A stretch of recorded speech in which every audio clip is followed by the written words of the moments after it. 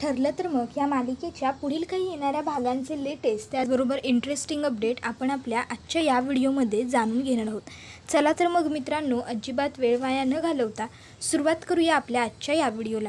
तर आजच्या भागामध्ये आपल्याला आता असे पाहायला मिळते की इकडे अर्जुन चैतन्य हे गाठोडं शोधण्याचा प्रयत्न करत असतात, पण त्यांच्या आता लक्षात आलेलं असतं की इथे बरोबर सायली आणि प्रिया ह्या दोघींचंही गाठोडं नाही आहे। तर दुसरीकडे आता अश्विनला प्रियासाठी वकील सापडलेला असतो आणि त्या वकिलाने आता अश्विनला सांगितलेलं आहे की तुम्ही काही काळजी करू नका, मी तुमच्या बायकोला सोडवेन। त्यावर अश्विन म्हणत असतो माझा दादा ह्यातही काहीतरी खोडता नक्की घालेल। त्यावर वकिलाने त्याला सांगितलं आहे की तुम्ही तुमच्या दादाला ही गोष्ट कळूच देऊ नका आणि त्यांनी अगोदर महिपतला तो गुंड आहे असं सिद्ध केलेलं आहे, त्यामुळे आपल्याला ही गोष्ट आता फायद्यात पडेल। आपण असं सांगू शकतो कोर्टात की तन्वी मॅडमना तुमच्या त्या गुंडाने घाबरवलं होतं, धमकावलं होतं। त्याबरोबर लगेचच आता अश्विन म्हणतो जर असं होऊ शकणार असेल तर खरंच खूप उत्तम होईल साहेब, लवकरात लवकर माझ्या तन्वीला सोडवा। त्याबरोबर वकील साहेब आता अश्विनला स्पष्टपणे सांगून टाकतात की हे बघा डॉक्टर साहेब, सोडवायला किती वेळ लागेल हे मी नाही सांगू शकत, कारण काय आहे ना, तुम्हीसुद्धा आता स्वतःच्या डोळ्याने पाहिली आश्रम केस जवळपास 2-2.5 वर्ष चालली, तसंच आता ही केससुद्धा किती चालेल मला खरंच सांगता नाही येणार। तुमच्याकडे कसं एखादा पेशंट जर कोमामध्ये गेला तर त्याला कोमाच्या बाहेर यायला किती वेळ लागेल हे तुम्हाला सांगता नाही येत, हे अगदी तसंच असतं। अश्विन म्हणतो तुम्ही तुमच्या परीने उत्तम प्रयत्न करा, पैशांची काळजी करू नका। त्यानंतर अश्विन घरी आलेला असतो आणि तो बघतो तर काय, घरातले सगळेजण सायलीचं कौतुक करत असतात। कल्पना, अस्मिता, प्रताप सगळेच जण अगदी म्हणत असतात की खरंच सायली ही अगदी गुणाची आहे। अर्जुनने गेल्या जन्मात काहीतरी पुण्य केलं असणार म्हणून त्याला सायलीसारखी बायको या जन्मातसुद्धा मिळाली, ती किती काळजी करते घरातल्या सर्वांची। तर आता ही गोष्ट अश्विनला आवडत नसते। अश्विनला ह्या सर्व गोष्टींचा खूपच जास्त राग येत असतो। त्याच्या मनामध्ये वाटत असतं की माझ्या तन्वीला इतक्या लवकर हे सगळेजण विसरूच कसे शकले, माझ्या तन्वीने आजपर्यंत या सगळ्यांसाठी किती काय काय केलं आहे। वेळेप्रसंगी तिने माझ्या जीवासाठी जाऊन त्या महिपत बरोबर भांडणसुद्धा केलं होतं आणि आज हे सगळे माझ्या त्या तन्वीला विसरले आणि ही कोण कुठची सायली हिला सगळेजण डोक्यावरती घेऊन मिरवत आहेत। पण ज्या दिवशी माझी तन्वी सुटून परत येईल ना, त्या दिवशी ह्या सायलीचा खरा चेहरा पुन्हा एकदा सर्वांच्या समोर येईल आणि ही एकदा का सगळ्यांच्या समोर एक्सपोज झाली की मगच माझ्या जीवाला सुख मिळेल। जाऊ देत ना, मी कशाला उगाच यांचा विचार करतोय, मला जाऊन झोपलं पाहिजे, सकाळी मला पुन्हा लवकर तन्वीकडे हॉस्पिटलला जायचं आहे। आता प्रियाच्या नादामध्ये अश्विनने काम वगैरे सगळं सोडून दिलेलं आहे, फक्त दिवसभर तिच्या मागेच तो असतो। तर आता इथे दुसऱ्या दिवशी सकाळी उठतो इतक्यात त्याला त्याच्या वकील साहेबांचा फोन येतो आणि वकील साहेब त्याला सांगतात की माझी ॲडव्हान्स फी अजून तुम्ही मला दिलेली नाही आहे वकील साहेब। त्याबरोबर अश्विन म्हणतो मी तुम्हाला ताबडतोब तुमची फी देतो, फक्त किती फी द्यायची आहे ते सांगा। त्यावर ते त्याला म्हणतात की एरवी माझी फी 50,000 रुपये आहे एका बेलसाठीची, पण आता मी तुम्हाला आधीच सांगितलं आहे की तुमच्याकडून मी डबल चार्ज करणार आहे, त्यामुळे तुम्ही मला 1,00,000 रुपये द्यायचे आहेत बेल मिळवून देण्याकरता।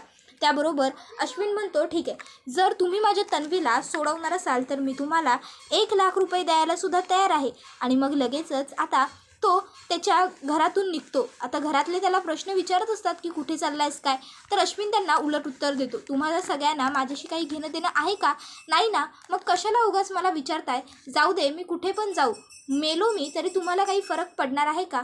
मग आता घरातलं कोणीच त्याला अडवत नाही, तो आता तिकडनं निघतो आणि थेट त्याच्या बँकेमध्ये जातो। बँकेत जाऊन तो आता बँकेतून 1,00,000 रुपयाची रक्कम काढतो आणि थेट वकील साहेबांकडे येतो, वकिलांना देतो आणि सांगतो आता तर माझ्या तन्वीच्या सुटकेसाठी तुम्ही अपील करू शकता ना। वकील साहेब म्हणतात की तुम्ही काही काळजीच करू नका, मी ताबडतोब अपील करतो। आणि लगेचच आता ते कोर्टामध्ये अशी अपील करतात की माझी अशील म्हणजेच मिसेस तन्वी सुभेदार यांच्यावरती जे काही आरोप झाले आहेत, त्यांनी कोर्टात खोटी साक्ष दिली वगैरे, हे सगळं जरी खरं असलं तरीही हे सगळं माझ्या अशिलाने दबावाखाली येऊन केलेलं आहे। महिपत शिखरे हा एक गुंड आहे आणि त्याने त्यांना पूर्णपणे हॅरॅसमेंट केलं, मेंटली टॉर्चर केलं आणि म्हणून त्यांनी हे सगळं करायला तयारी दाखवली, त्यांना हे सगळं करण्यासाठी भाग पाडण्यात आला होता। त्याबरोबर आता प्रिया मात्र इकडे मनोमन खूप खुश असते. तिला वाटत असतं की चला आता एकदा का आपण ह्या सगळ्यातून बाहेर पडलो की आकाशातली मोकळी हवा आपल्यापर्यंत पोहोचू शकणार. पुन्हा एकदा आपल्याला हवं तिथे आपण जाऊ शकणार. आपल्याला हवं तसं, हवं तेव्हा हवं ते आपण करू शकणार. आता सायली, मी सोडणार नाही तुला इथून बाहेर आल्यावर. तू माझ्याबरोबर खूप चुकीचं वागली आहेस. अगं, तुला काय वाटलं तू मला तुरुंगात घालवशील आणि मी इथे चुपचाप बसून राहीन का? नाही, तू खूप मोठी चूक केली आहेस सायली. बघ, आता एकदा का मी इकडनं बाहेर पडले ना की मग तुला दाखवते की ही प्रिया काय चीज आहे ते. आत्तापर्यंत तू फक्त माझं एक रूप बघितलं आहेस, आता माझं दुसरंही रूप पाहशील. नाही जर तुझं जगणं मुश्किल करून टाकलं ना मी, तर नाव नाही सांगणार मी प्रिया मधुकर म्हणून. आपण एका आश्रमात राहिलो तरीही तू मला तुरुंगात पाठवलंस ना. आता बघ, मला एकदा का बाहेर सुटून येऊ देत, मग मी काय करते. फक्त आता ह्या मूर्ख अश्विनच्या प्रयत्नांना यश यायला हवं. देवा, काहीही कर आणि मला इथून बाहेर सोडवून घेऊन जा. मला या तुरुंगामध्ये नाही राहायचं. माझा श्वास कोंडतोय, मला त्रास होतोय. अरे, एकदा का मी इकडनं बाहेर आले ना की हवं तर मी तुझ्यासाठी एक दिवस उपवास करेन. नाही, एक दिवस खूप जास्त होतं आहे. मी तुझ्यासाठी अर्धा दिवस उपवास करेन किंवा मी तुझ्यासाठी फळं वगैरे खाऊन उपवास करेन. देवासाठी प्रार्थना करतानासुद्धा प्रिया त्याच्यातही कॉम्प्रोमाइज करतच असते. त्यानंतर आता लगेचच अश्विन तिला फोन करून सांगतो की तन्वी, काळजी करू नकोस, तुझ्या बेलसाठी अप्लाय आम्ही आजच केलेला आहे. हे ऐकून तर प्रियाचे पाय अगदी आकाशात पोहोचलेले असतात. जमिनीवरती तिला चालताच येणार नाही अशी कंडिशन झालेली असते. ती म्हणत असते येस येस येस, देवाचं नाव घेतलं आणि मला अश्विनने कॉल करून सांगितलं की माझ्या ह्याच्यासाठी अपील केलेलं आहे म्हणून. काही हरकत नाही, आता लवकरात लवकर मी सुटणार आणि ह्या तुरुंगाच्या बाहेर जाणार. एकदा का मी या सगळ्यातून सुटले ना की मग मी पुन्हा कधीच ह्या अशा फालतू गोष्टींमध्ये अडकणार नाही आणि त्या नागोबाची मदत, त्या महिपतची मदत, त्या साक्षीची मदत तर कधीच करणार नाही. तर इकडे आता अर्जुन हा सुद्धा जरी आश्रमातून निघालेला असला तरी त्याच्या डोक्यात विचार मात्र तिथलेच सुरू असतात. त्याला कळत नसतं की नेमकं हे सगळं सुरू तरी काय आहे. बरोबर प्रिया आणि सायली ह्या दोघींचीच गाठोडी आश्रमातून कशी काय गायब झाली. ही गाठोडी नक्की गायब झाली आहेत की कोणीतरी गायब मुद्दामून केली आहेत. जर हे कोणीतरी मुद्दाम केलं असेल तर मला हे सगळं शोधून काढावंच लागेल. जोवर मी हे सगळं शोधत नाही आणि सायलीचं ते गाठोडं मिळवत नाही तोपर्यंत मला सायलीच्या भूतकाळाबद्दल जी पुरेशी माहिती हवी आहे त्याच्यापैकी काहीच माहिती मिळणार नाही. आणि कोणत्याही परिस्थितीत मला सायलीचा भूतकाळ शोधावा लागेलच. कारण जेव्हा मला तिचा भूतकाळ माहिती होईल तेव्हा आणि फक्त तेव्हाच मला तिचं वर्तमान आणि तिचं भविष्य सुधारता येईल. तिच्या वर्तमानात आणि तिच्या भविष्यात तिच्या आईवडिलांना आणता येईल आणि त्यासाठी मी तिचा भूतकाळ शोधून काढायला तयार आहे. मग काय करता येईल असा विचार तो आता करत राहिलेला असतो. तर इकडे आता महिपतच्या माणसांना महिपतने कामाला लावलेलं असतं अश्विनवरती लक्ष ठेवण्याकरता. आणि आता त्या माणसांकडून त्याला कळतं की सध्या तो एका वकिलाला भेटायला गेला होता आणि ते वकील आता प्रियाची केस घ्यायला तयार आहेत आणि प्रियाला ते 100% जामीन मिळवून देतील असा सुद्धा त्यांनी शब्द आता अश्विनला दिलेला आहे. ही गोष्ट कळाल्यानंतर महिपत पूर्णपणे संतापतो. तो म्हणत असतो माझी मुलगी तिथे तुरुंगात शिक्षा भोगत राहणार आणि ही चुचुंद्री बाहेर येऊन मिरवणार. नाही, काहीही झालं तरी ही चुचुंद्री बाहेर येता कामा नये आणि सुखासुखी जगता तर मुळीच कामा नये. आता मी हिला सोडणार नाही असा विचार करून महिपत थेट पोहोचतो तो म्हणजे हॉस्पिटलला. आता हॉस्पिटलमध्ये तो बघतो की कोणीच तिथे आसपास नाही आहे. याच संधीचा तो फायदा घेतो आणि आता तो आतमध्ये येतो थेट आणि प्रियाचा गळा आवळतो आणि प्रियाला म्हणत असतो काय गये चुचुंद्रे, काय समजत काय होतीस स्वतःला. तू इथून बाहेर पडणार, तू आणि माझी लेक इथे अशी तुरुंगात राहणार. अजिबात नाही आहे, अजिबात नाही.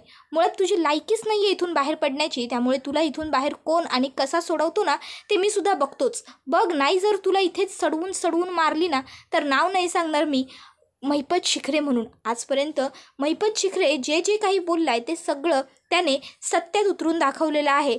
वॉटर पार्क बांधणार म्हणाला तर वॉटर पार्क बांधणार, एखादी मोठी बिल्डिंग बांधणार म्हणला तर बिल्डिंग बांधली, कोणावर तरी कलम उगवणार म्हणला तर कोणावर तरी कलम उगवलं. त्यामुळे आपल्याशी पंगा जो घेतो ना त्याला तो महागात हा पडतोच. आणि तू आपल्याशी पंगा घेतलेला आहे, तू आपल्या खूप जवळच्या वस्तूबरोबर पंगा घेतला आणि ती म्हणजे आपली एकुलती एक लाडाची लेक. त्यामुळे आता आपण तुला सोडत नाही हे लक्षात ठेवायचं. प्रिया आता ओरडायला लागते, अहो काय करता हे, अण्णासाहेब सोडा मला, अण्णा सर ऐका.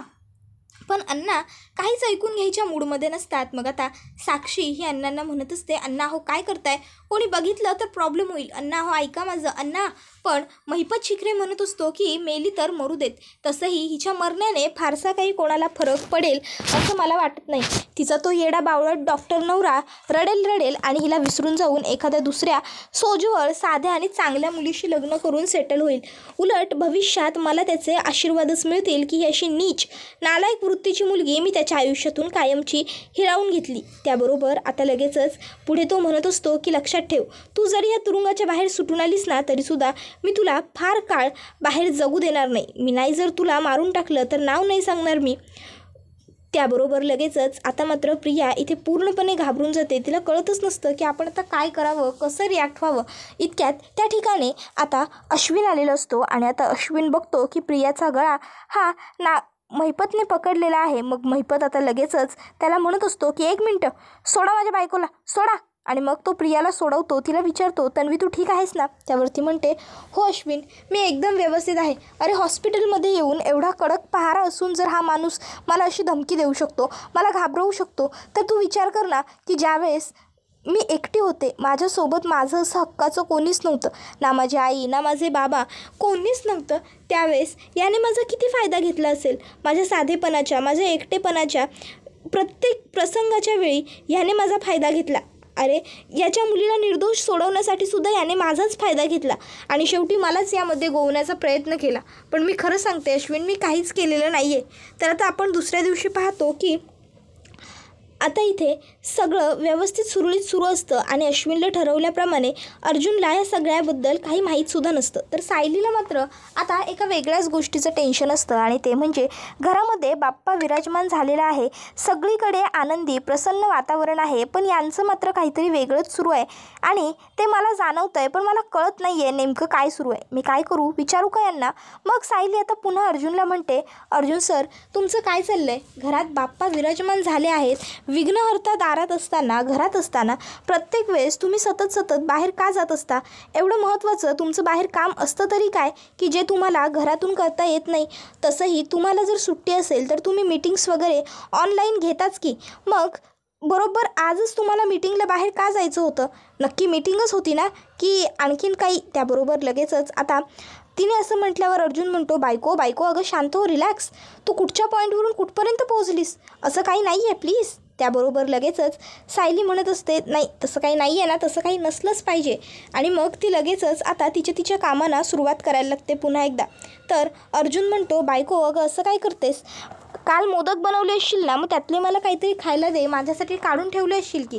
त्यावर सायली म्हणते, का? मी तुमच्यासाठी काही काढून वगैरे ठेवलेले नाही आहेत. मी तुम्हाला म्हणत होते ना घरी या, पण तुम्हीच घरी आला नाही. आता चूक तुमची, मी नाही काढून ठेवलेले तुमच्यासाठी मोदक वगैरे. आता खरं तर सायलीने अर्जुनसाठी मोदक काढून ठेवलेले असतात, पण ती मुद्दामूनच त्याला म्हणते. आता इतक्यात तिथे कल्पना येते आणि म्हणते, सायली हे बघ, देवासमोर ठेवलेले 2 मोदक आहेत, हे आपण प्रसादाचे मोदक म्हणून खाऊन घेऊ. त्यावर अर्जुन म्हणतो, मामा मला दे ना एक, मी मोदक खाल्लेला नाही आहे. त्याबरोबर ती म्हणते की नाही अजिबात नाही, हे फक्त सायलीने आमच्यासाठी केलेत.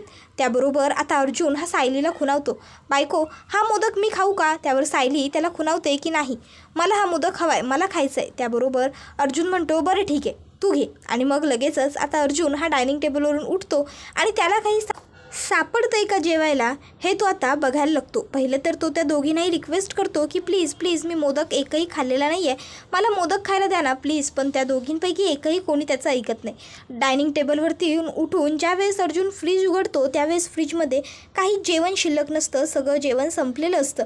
आता अर्जुन सायलीकडे येऊन विचारतो की बायको हे काय असं, मला जेवायला काहीच जेवण नाही आहे. त्यावर सायली म्हणते, जेवायच्या वेळेवर हजर असायला हवं घरात, तुम्ही हजर नव्हतात, तुमची चुकी, मला ह्याच्यातलं काहीही सांगायचं नाही. त्यावर अर्जुन म्हणतो, अगं पण मी कामासाठी. त्यावर सायली म्हणते, काम वगैरे सगळं नंतर होतं, सगळ्यात आधी जेवण महत्त्वाचं असतं आणि तुम्ही दोघांनी इथे चुकवलं ना, त्यामुळे आता तुम्हाला ना सकाळचा प्रसाद मिळणार आहे आणि नाहीच तुम्हाला काही पंचपक्वानी जेवण मिळणार आहे. त्याबरोबर आता अर्जुन म्हणतो, अगं बायको पण प्लीज हे बघ. त्यावर सायली म्हणते, मी म्हटलं ना एकदा. त्यावर अर्जुन म्हणतो, ठीक आहे मग मी आता बाहेरून मागवतो. आणि आता अर्जुन हा बाहेरून मागवण्यासाठी मोबाईल हातात घेतो. त्याबरोबर सायली आणि कल्पना दोघीही जोरात ओरडतात, बाहेरून जेवण मागवायचं नाही. त्याबरोबर मग मात्र अर्जुन ताबडतोब थांबतो आणि म्हणत असतो की मग तुम्ही मला जेवायला द्या, मी नाही मागवत बाहेरून. तर कल्पना ही त्याला सांगते की हे बघ अर्जुन, जर बायको तुझ्यासाठी थांबते, तुझी काळजी करते, तर तू सुद्धा बायकोची काळजी करायला लाग, जेणेकरून तुमची जोडी कायम आयुष्यभर अशीच सुखाने समाधानाने राहील. त्यावर अर्जुन हा मनातल्या मनात म्हणत असतो, मॉम तुला कसं सांगू की बायकोच्याच सुखासाठी मी जे काही धडपडतोय ते धडपडतोय, फक्त तुला सांगू शकत नाही आहे. त्यामुळे जर तुला मी हे सांगितलं ना तर तू सुद्धा खूप खुश होशील आणि उलट मला मदत करशील. पण मला यामध्ये जास्त लोकांना इन्व्हॉल्व करायचंच नाही आहे, जेणेकरून ही गोष्ट तिच्यापर्यंत पोहोचू नये. त्याबरोबर लगेचच आता कल्पना म्हणते, काय बोलतोयस मनातल्या मनात एवढा, कुठे हरवलास? त्यावर अर्जुन म्हणतो, नाही नाही नाही काही नाही, मी हेच म्हणत होतो की मम्मा मी माझ्या बायकोला वेळ देतो. त्यावर कल्पना म्हणते, देतोस सायली? त्यावर सायली म्हणते, काही वेळ वगैरे देत नाही आई, हे मला एकदम खोटं बोलत आहेत. अहो जेव्हा जेव्हा घरी असतात तेव्हा हे फक्त मोबाईल मोबाईल मोबाईल मोबाईल एवढंच करत असतात, ना कधी बोलत चालत ना काय. अहो तुम्हाला कसलं टेन्शन आहे का, काही घडलं आहे का? त्यावर अर्जुन म्हणतो, नाही गं तसं काही नाही आहे, मी का कसलं टेन्शन घेऊ, आता आश्रमही उलट व्यवस्थित लावून झालेला आहे. त्यावर लगेच सायली म्हणते, हो खरं म्हणालात तुम्ही, फक्त इथल्या 2 वस्तू व्यवस्थित नाही आहेत. त्याबरोबर अर्जुन म्हणतो, काय?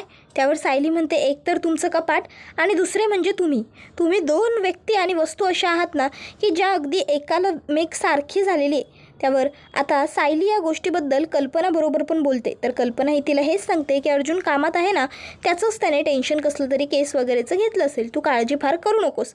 तर दुसरीकडे अश्विनने पुरेपूर काळजी घेतलेली आहे घरात कोणालाही प्रियाला बेल मिळते हे कळून न देण्याची काळजी घेण्याकरता. त्याबरोबर हा व्हिडिओ इथेच संपतो. व्हिडिओ आवडला तर व्हिडिओला लाईक करा, चॅनलवर नवीन असाल तर चॅनलला सबस्क्राईब करा आणि बेल आयकॉन आठवणीने प्रेस करा, जेणेकरून तुम्हाला पुढच्या प्रत्येक व्हिडिओचं नोटिफिकेशन मिळत जाईल आणि सर्व व्हिडिओचा आनंद हा अगदी उत्तम पद्धतीने घेता येईल. चला तर मग मित्रांनो, आजच्या पुरतं इथेच थांबूया. पुढचा व्हिडिओ येईपर्यंत टाटा बाय बाय, धन्यवाद, take care all of you.